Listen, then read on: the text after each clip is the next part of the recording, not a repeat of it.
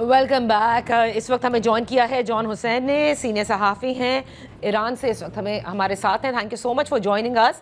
John, सबसे पहले तो लेटेस्ट सिचुएशन में जानना चाहूँगी, इसलिए क्योंकि हम देख रहे हैं कि क्योंकि कोशिशें बड़ी तेज़ हो रही हैं। OIC का इजलास एक जगह, गुज़िश्ता रोज़ जेनेवा के अंदर मुलाकातें, फिर अमरीकी सदर का 2 हफ्ते का वक्त देना।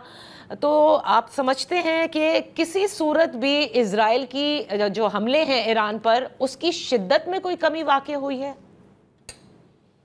जी सलाम। शुरू के दौरान इसराइल के जो कोशिशें थी वो काफ़ी ज़्यादा थी। यहाँ पे ड्रोन इंटरसेप्शंस काफ़ी ज़्यादा थी, मुख्तलिफ जगहों पे एक्सप्लोजन्स भी थी।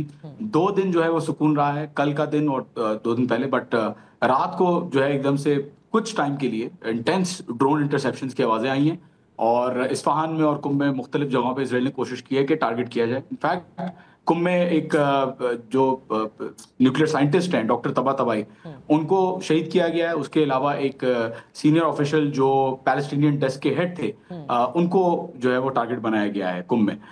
तो सिचुएशन आई थिंक दोबारा Israel is trying to escalate and retaliate, but overall लोगों का जो तासुर है वो लोग काफी नॉर्मली इसको रिस्पॉन्ड कर रहे हैं and people are very calm here and very composed here and they're very, I think they're very prepared for everything to कम।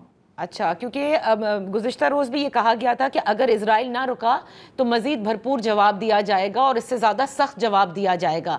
लेकिन आपसे कबल डॉक्टर कामरान बुखारी हमारे साथ थे और वो ये कहते हैं कि इस वक्त इजराइल ने जो कुछ किया है वो IRGC की पूरी कमांड को उड़ा के रख दिया जब से उन्होंने अग्रेशन स्टार्ट की।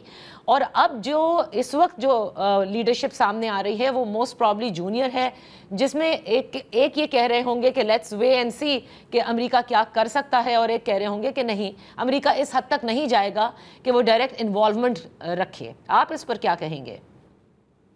देखें, इसके जवाब आई वुड से 1981 की जो प्राइम मिनिस्टर बॉम्बिंग और हफ्ते तीर बॉम्बिंग है ईरान के अंदर, को यहाँ पे उड़ा दिया गया। 70 जो ऑफिशियल्स हैं उनको मारा गया। प्रेसिडेंट अली रजाई शहीद हो गए। प्राइम मिनिस्टर, चीफ जस्टिस, यकीन करें जितनी भी सेंट्रल डिसीजन मेकिंग जो कमांड थी उस वक्त के दौरान 1980 से लेकर 1988 तक जंग वैसी ईरान इराक वॉर की चली है।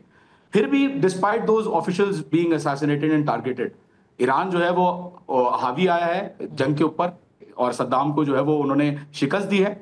एंड ईरान का जो ऑफिशियल्स यहाँ पे कहते हैं, यहाँ पे मेरी बात हो रही थी ऑफिशियल से कि भाई आपका बहुत नुकसान हो गया, this is an intelligence failure.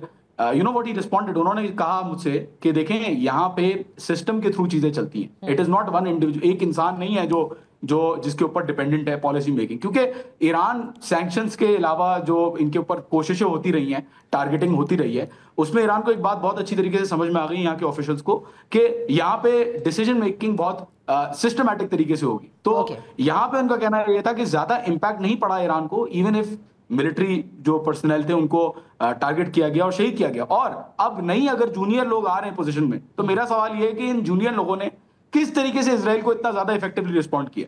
पहले दिन तो सारी मिलिट्री लीडरशिप खत्म हो गई, तो अब क्यों नजर आ रहा है हमको कि जो इनकॉम्पिटेंट, अगर आप कोई कह रहा है कि इनकॉम्पिटेंट है, तो वो किस तरीके से इजराइल के ऊपर इतना खतरनाक हमले कर रहे हैं? तो that is my question. So what you are saying is कि it is the policy that matters, it is not the people that matters, और वो पॉलिसी जो है वो पूरी वेल रेड है इन द इंस्टीट्यूशन और वो उसी तरह से आगे बढ़ रहे हैं।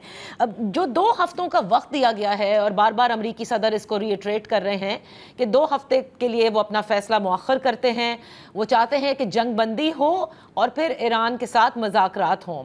और हम ये भी सुन रहे हैं कि अमेरिका चाहता है कि वो मज़ाकरात करे। इस वक्त जो ऑफिशियल पोजीशन है ईरान की, वो तो बार बार ये कह रहे हैं कि पहले इजराइल हमले रोकेगा और उसके बाद हम मज़ाकरात करने को तैयार हैं। लेकिन डू यू नॉट थिंक, जो आपकी ऑफिशियल से मुलाकात या बातचीत हो रही है, कि ईरान ये सोच रहा है कि these 2 weeks should be used as a window of opportunity ताकि अमेरिका कम अज कम इस जंग का हिस्सा ना बने? ये ऑफिशियल्स यहाँ पे जो कह रहे हैं वो ये कह रहे हैं कि अमेरिका क्या कहता है या ट्रम्प क्या कहते हैं, ट्रम्प साहब, वो इंपॉर्टेंट नहीं है। फर्स्ट ऑफ ऑल ये मुझे रिएक्शन मिला। उन्होंने अपने काफी दफा चेंज किए हैं जिससे कोई क्लियर सिग्नल इनके ऑफिशियल्स को नहीं मिल पा रहा कि वो एक्सपेक्टेशंस क्या है। और जहां तक बात रही कि ट्रम्प साहब एंगेज करेंगे, डायरेक्टली आएंगे या नहीं आएंगे, देखें ईरान के पास विंडो ऑफ अपॉर्चुनिटी बिल्कुल है और बैकडोर नेगोशिएशंस भी शायद बिल्कुल हो रही हो, बट ईरान का क्लियर स्टांस रहा है कि हम किसी भी प्रेशर के अंदर आके ना जंग करेंगे ना सुलह करेंगे। तो इनका जो मौकिफ है वो हमें नजर आता है, जो इजरायली स्ट्राइक्स ईरान की तरफ से इंटेंसिफाई हुई हैं ट्रम्प के ट्वीट्स के बाद, वो क्लियरली ये मैसेज देता है कि ईरान कह रहा है कि हम जो कर रहे हैं रिटेलिएट कर रहे हैं और हम करते रहेंगे। At the same time negotiation हो जाए तो अच्छा है और बेहतर है। सब यही चाहते हैं कि पीस हो, जंग ना हो, बट इक्वल ग्राउंड्स पे हो। दैट इज व्हाट दे से। ओके ईरान की जानिब से, क्योंकि ये कहा जा रहा है कि पहले हम जौहरी प्रोग्राम के हवाले से जो वो बात करना चाहते हैं और पहले भी कर रहे थे, और बार बार उन्होंने कहा कि अनटिल इजराइल ने जो है वो एक हमला कर दिया और इसको सबोटाज किया है, लेकिन इस वक्त जो अमरीकी पोजीशन है वो बात करते हैं 0% इनरिचमेंट पर। क्या ईरान इसके लिए तैयार होगा? ईरान ने खुद मना कर दिया है कि वो 0% इन्वेस्टमेंट नहीं करेंगे किसी भी हालत में। और ईरान अपने जो कुछ ही मुल्कों में से है दुनिया के जिन्होंने अपनी न्यूक्लियर साइकिल की जो इन्रिचमेंट है वो पूरी की हुई है। तो various power uses, medicinal uses, technological uses, nuclear इनकी काफी यूजेज है। तो और वो कह रहे हैं कि भाई हम सिविलियन पर्पजेस के लिए रखेंगे, which is their policy despite the pressure. And Iran जो है इस चीज पे तैयार नहीं है। तो इस वक्त जो लोगों का सेंटिमेंट है उसके हवाले से बताएगा। जो जुमे का रोज़ गुजरा उसमें हमने देखा कि बड़ी तादाद के अंदर जो पब्लिक है वो बाहर निकली। जाहिर है कि जंग होती है तो उसमें नुकसानात भी बहुत होते हैं और जो नज़र भी आ रहे हैं बहुत अतराफ में हो रहे हैं।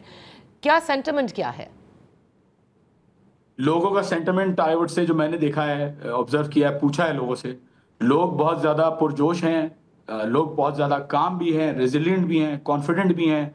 जुम्मे का आपने खुद रेफरेंस दे दिया, लाखों लोग जो है, हज़ारों लाखों लोग आए थे बाहर जुम्मे के वेरियस मुख्तलिफ मकामात पे प्रोटेस्ट भी किया है लोगों ने।